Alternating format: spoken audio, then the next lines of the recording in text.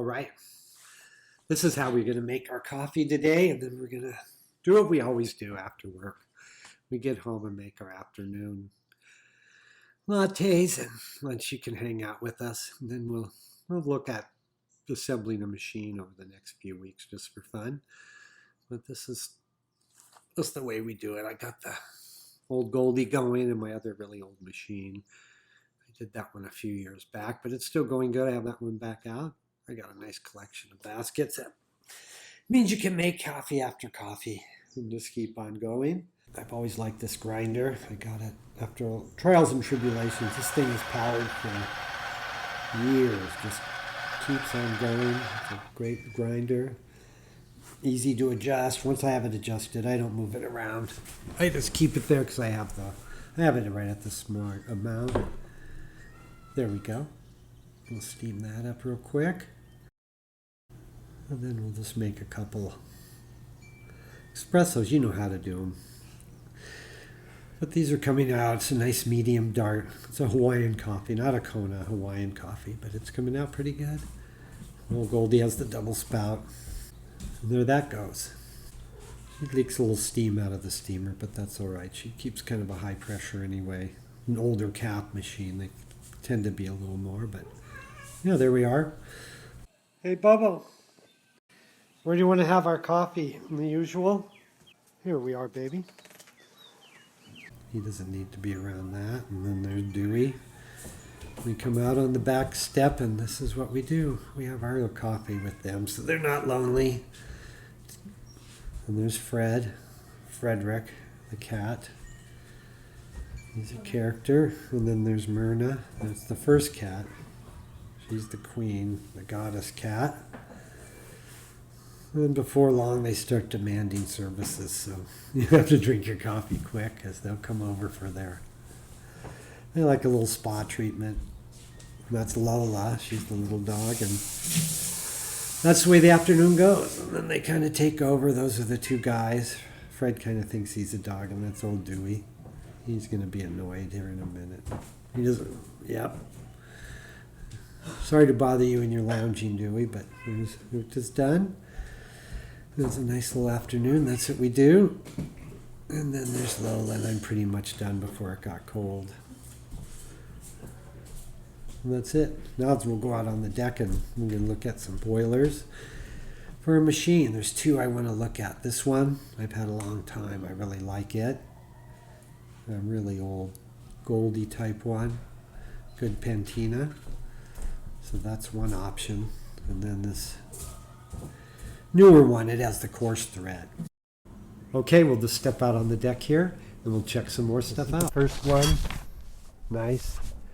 Coarse thread, it's a relatively newer one for me. Pretty good. I know it has a little leaking issues because when I bought it, that's what they said. So I really got to do the gaskets because they took it apart, but just screwed it back together without new gaskets. So that's one option. And I have the ring for it with the coarse. These are easy to get now. But the other one, ding ding, is this one. Which, look at the beauty of that though. Look at that patina with the aging. You really just can't copy that. It's all just organically done. It's just, to me, it's really one of the beauty. Look at, it's just so epic. You gotta really just look at the splendor of that, and all the patina's just right. And just every little scratch and just the way it marred, and it's pretty clean. I don't want to clean that off because it just looks so darn good. It's going to look like something out of an old steam engine. Of course, you gotta love steam engines if you like these machines. Just something out of an old shop in the corner. The guy made instruments or something, but I always like to think of a little story, but that one's pretty good. And we have two coarse thread. We have the new aftermarket, little, thick if you're going to put a cap element. These are a bit too thick. This is a fine thread, the same style as the coarse. This one you can sometimes get the cap on. It's just minutely thinner. Not much, but it's just minutely thinner than these. So you can still sacrifice one of these for a cap, but then these brass ones are, especially with the little holes right there are the nice ones, and these are hard to come by. But you can get one like this if you have the other heating element. But the cap's hard to do with that. And of course we have a brew head if we were going to, well, we'll probably do this one eventually anyway, but I have a brew head for that. It needs to be polished up. Everything up when we lived in the rainforest. It was really harsh on things. So anyway, there's that one. I have a brew head, still with everything intact. That will go with this one. It didn't retain as much of its surface, but it still has that old world look, like it's been really going for a while, and I like the looks of that. Right. Then I have this nice gold new style. It's the bayonet style that slides on. But I have the only one I have like that is silver. I don't know if I really want to go with that contrast there. I like that color, but this one would look really good if I had one of those, because it would be like the new beautiful and the old world, so that would be really epic looking. But I would need to get something like this here in brass maybe, but I don't know if I'll do that. This is a pretty good one, everything fits, but somehow they bent this little thing there. It had to be pretty good slam to get that heavy metal to bend, but other than that, this still works. You know, these slide on and they're pretty good. I don't know what the angle, yeah. I don't know if I like the angle on these, but anyhow, that's how they go. So I'll probably end up using, that's a smacker, one of these. This one has been modified, just with a little plumbing unit on there, a little seal, so because it didn't work, but this one will fit on, and it has the most rustic look of any I have, so I'll use that one on there. Again, we have the fine thread for the nice brass element with the 3 screws you can use, even though I'm hoping to use a cap on this, but we'll see. Then I would have to sacrifice this. I have the aftermarket. Again, it's just a little tiny bit thicker, and with the cap, I've tried to use these before, it just bumps up against it and you can never get a good seal really on it. So anyway, we have those 2 options. In the original ring, those may appear. I'm hoping someone makes those, and we'd all love to have those available if you're redoing a cap. But yeah, God, this is a splendor. The splendor and beauty of this one is really, really nice, especially right in here. And you know, it just has that look.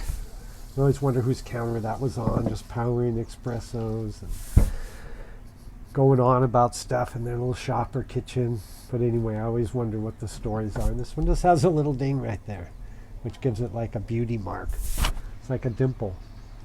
Anyway, those are good. And that's a nice heavy boiler, really good.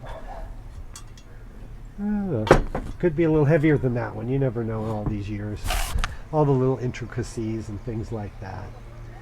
But we'll look forward to, we'll do a little bit every now and then. Probably do other things on the show, not really how to build the machine, but it'll just be a little side fun. This is the base I have. A little rusty, pretty cool. Has it's the one with the screw in the middle, so the plastic bottom can go on that. It just has a plastic tray. They're all right. If you don't have I like to get the metal, great, but anyway, that's just looks. It'll be a nice double switch. Of course, these bases usually are best done with a powder coating and everything, and I've had that done, and that is the longest lasting. I do them myself just because I like to do it. That's really the only reason. I've used a few different paints, but just a regular paint is the best. You know, sand it down, maybe get a primer, a couple coats on, and then a really good clear coat, the strongest one you can, a couple of that. They'll last pretty good. Mine, I have a couple of them there. They've gone 8-10 years. Heavy use. Get a couple chips, usually just something bumping them. So they might do that over powder coating, but it's whatever you want to do. That's the right thing to do. Someone could probably even build themselves a base if they're really metally. I've seen some wooden ones made, but not too many. But that's about it for this machine, so that's what we're going to do.